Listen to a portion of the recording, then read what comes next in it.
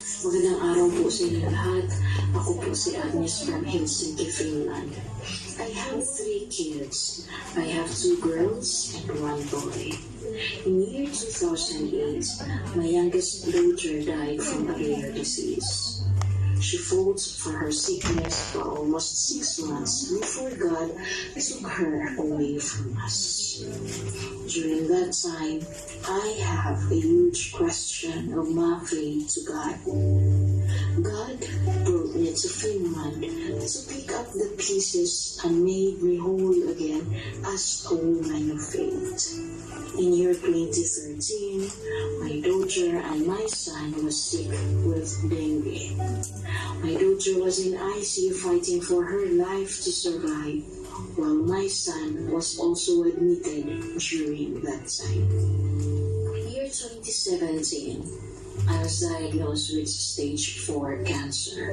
Before treating cancer, I was first treated with my pulmonary embolism. And it took me a year to recuperate from that sickness. During that time, while I was sick with cancer and treatment, my daughter suffered from severe depression with strong suicidal thoughts. In year 2020, my son and my daughter, while on their way to school, my daughter was hit by a car by a drunk driver. That was a very traumatic experience for my children. February 1, 2021, my whole family was infected with coronavirus. I struggled for 4 weeks from COVID and was on treatment for 3 months. What have I done? Am I not praying enough? These are the questions that I had asked to God in every adversity that I have in my life. Well, it was during these times also that I strongly felt the presence of God in my life. All these adversities bring me to my knees and made me to be completely dependent on Him. All these adversities had deepened more and more and more my faith to God. I learned to entrust everything to Him because without Him, I am nothing.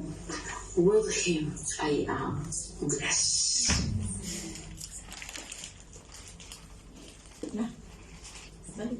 Ang daming pinagdaanan ni Sister Agnes at ng kanyang pamilya, especially when it comes to their health issues. She becomes more closer to God during those times. There is a blessing in every trial because we are purified and our hearts are tested. It can be said that trials are God's mercies in disguise. Dominus est, the Latin word for it is the Lord who comes to us in our weariness, and when our nets are empty, He comes to us just when we need Him the most. He comes to console us. It is the Lord. Through these moments, we encounter God who stays with us and walks with us in the darkness.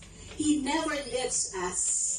And beautifully, He also grieves with us. In our trials, we realize what is most essential, and that is God and our relationship with Him.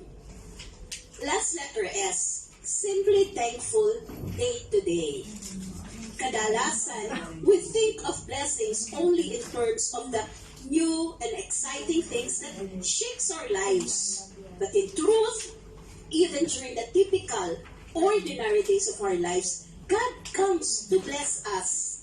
Even when days seem to be ordinary at paulit-ulit, boring, recognizing the gift of the present moment opens our hearts to undeserved gifts that make our life wonderful. The gift of the present moment means living your life consciously aware that each moment you breathe is a gift, and that is the gift of life. The gift of work that brings provisions to our families and food on the table daily. The gift of friendships that encourage and strengthen us daily. The random acts or unexpected help from strangers. The simple joys that open our hearts to the truth that even in the midst of unanswered prayers, God remains alive and present in our lives. Beautifully created, loved by God, innately talented, strengthened in adversities. Simple things in the ordinary are gifts or blessings from God. Recognizing and being aware of our giftedness with gratitude, we can live our present moment with enthusiasm and hope for a better tomorrow. I end with a quote from Pope John Paul II. Remember the past with gratitude. Live the present with enthusiasm. Look forward in the future with confidence. May God be praised.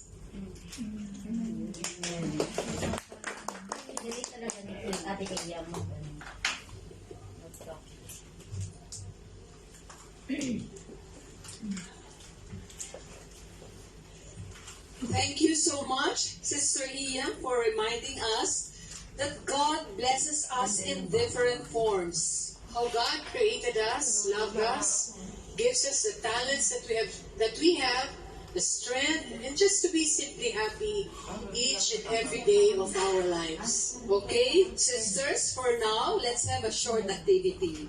So, tatanungin ko kayo, what are your thoughts? Best life never now. Okay, sige. Ano na yung mga nakasulat dyan? Health, family, sisters in Christ, of course. Of course, yes. Else. Yeah, give up life. Career. Work. MFC. So, let's proceed. Yes, move on now. So, let's move on to our next part 3, entitled Hope. And let's welcome our beautiful speaker, Sister Baby Lehiralde.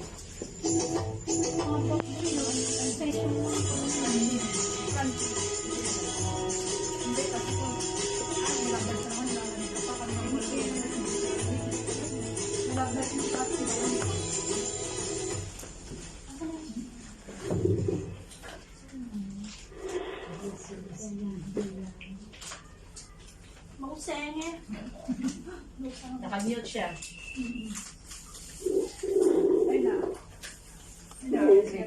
Thank you, Sister Nona and Sister CY, for your kind introduction. Yeah, may God. So to the 2,350 beautiful and blessed MFC handmaids around the world, good day, everyone. My name, as they said, is Baby Lehiralde, and I am coming to you live all the way from Vancouver, British Columbia, here in Canada. Okay, before I go into my sex talk, Kala ko nagalit si ma'am. May stock pala. Sa internet na. Saan natin siguro. Sa internet natin. Sa atin ba yan? actually, sinabi ni Sister Marichu na tayo daw ang survivors. Bakit tayo mga survivors, mga kapatid? Dahil kahit na may pandemic sa Pilipinas at sa buong mundo, may mga blessings at pagpapala pa rin tayong natatanggap. Sabi nga, kahit na may kalamidad, may kaguluhan, may kahirapan, may pagkakasakit, kahit na nga minsan namamatayan ng mahal sa buhay, patuloy pa rin ang pagtanggap natin ng mga biyaya, ng mga kaloob, ng mga blessings mula sa ating Panginoon. Andiyan yung mga blessings na ibinigay sa atin sa panahon ng pandemya, andyan yung gift of faith, yung gift of family, at saka yung gift of community. Okay?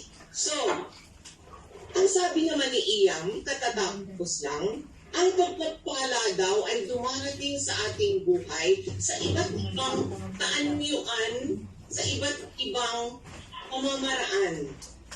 Blessings are showered upon us in different forms and in different expressions. So what are these expressions of our blessings? Napakaganda ng pagkakasabi ni Iam kasi she did it through an acronym, BLISS. Okay? B for beautifully created daw, tayong mga handmaids. L for love. And then I for innately talented. Yung unang S, we are strengthened in times of adversity. And yung pangalawang S, we are simply thankful day to day. Okay? So, napakaganda din at napaka-inspiring yung mga aspirations at saka caring ng ating mga kapatid na nagpatotoo lang kung ano talaga yung sinasabi ni Ian ng mga blessings natin, ng mga forms of blessings na dumarating sa ating buhay. So, maliwanag mga kapatid, it is very, very evident that we continuously receive God's blessings in whatever circumstance of life, of our life we are in. Okay? So, we continuously receive God's boundless blessings in whatever life circumstance we are in.